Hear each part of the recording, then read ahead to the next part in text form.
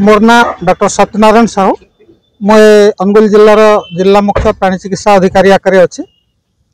आज आमर animal helpline रे गोटे गाड़ी उद्घाटन करागला तालचेर आगु अनुगुल थिला।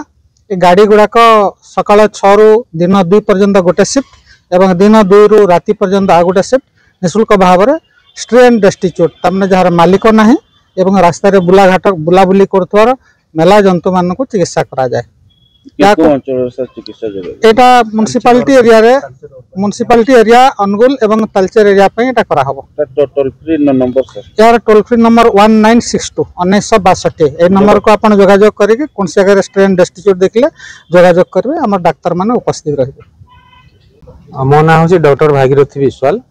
आज जो आपण माने देखिले उद्घाटन हला इतार मो वेटनरी डॉक्टर आउ जेंति सार कहले 6 रु 2 आउ 2 रु 10 ता भितर जो कार्यक्रम हबो आमे 2 जण डाक्टर अछु शिफ्ट आकार कार्य करबो। एलआई भी 2 जण अछंती पीएन भी 2 जण अछंती तेनो बाबूचो निश्चित भाव रे लोक मानकर कार्य रे आसीबो।